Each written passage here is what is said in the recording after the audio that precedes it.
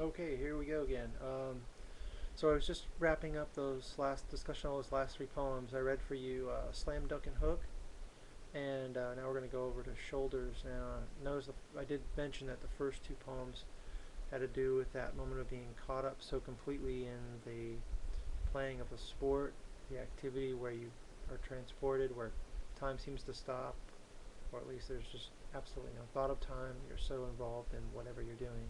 Of course, we've all experienced this, whether we're playing video games, unfortunately, or maybe fortunately, depending on your attitude towards video games, or playing a sport where you're really active and you just get lost in it, and you could show up late for dinner, and parents wondered where you were. Well, I didn't know. Well, that kind of feeling where just everything's caught up in the motion and movement of that game or that activity that you're doing is quite a powerful experience because you do really lose track of time and are taken away by it because you're so focused on your performance. Okay, so we talked about that. We talked about also about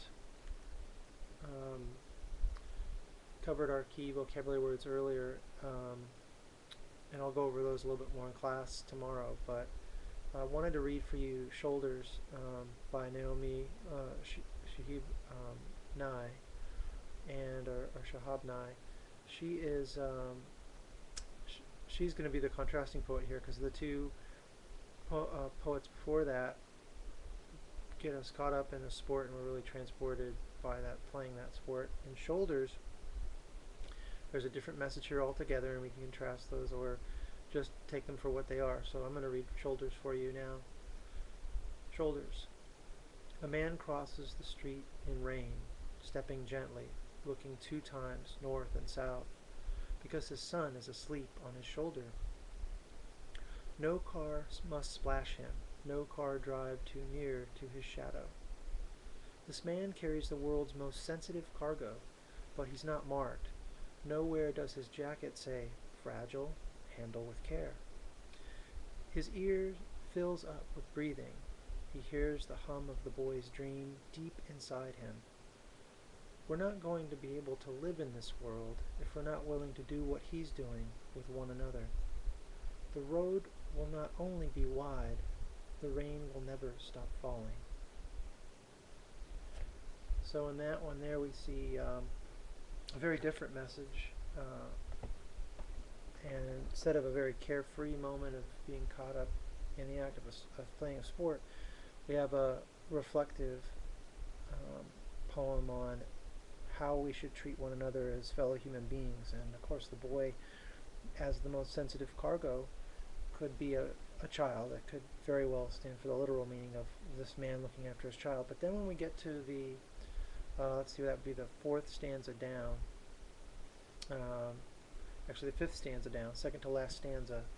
That's one of your vocabulary words, a stanza. So in between those line breaks, you have what look like paragraphs as far as poems go, the small line break sections there. And then we have the stanzas. In this particular poem, you have 1, 2, 3, 4, 5, 6 stanzas. The 5th stanza, the second to last stanza, I'm going to reread that one for you. We're not going to be able to live in this world if we're not willing to do what he is doing with one another. So of course the man is carrying his child, he's very protective of that child, and he's listening to the child's dream as the child sleeps and breathes into his ear. And of course he's not actually whispering a dream to him. It's a metaphor for the idea that this boy has this future ahead of him, this whole a whole human life ahead of him, and he's holding it, he's nurturing it. And of course the rain and the fact that he's crossing the street represent all the dangers of having to live through life. And of course Nye says if we can't treat one another as we do a small child or even our own child, we can't learn to do that.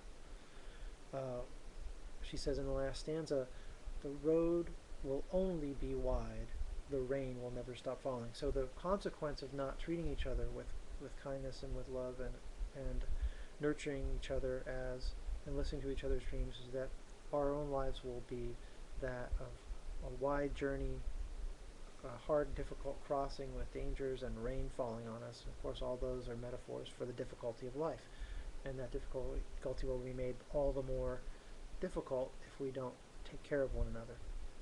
So again, great poem, definitely in contrast to the two earlier poems.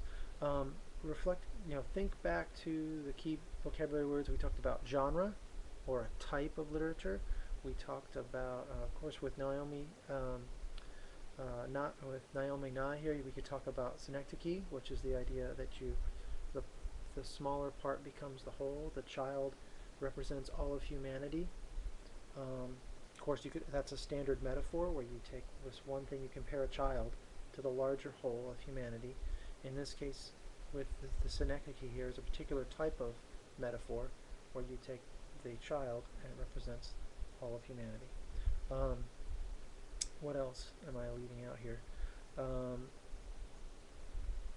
think that's about it. Now call me, bug me. I'm really glad that I'm seeing that a lot of you are catching up. William's out there working hard. I can see that Rosie's working hard. Ryan's in there revising his essays. I know that Lee's going to make a run for it here soon. And of course, welcome the newer students to class. We have new students coming on all the time. We have our last 4 weeks, so most importantly, in your last 4 weeks, before we finish out this first 9-week session, make sure that you use your time wisely. If we're on Unit 4, we have 4 weeks to finish 4 units, so we got to hustle. We have to use our time wisely and check in with myself, Miss Medina, to make sure that time goes well for all of us. And good luck, and give me a call. Talk to you soon. See you tomorrow in class. Bye.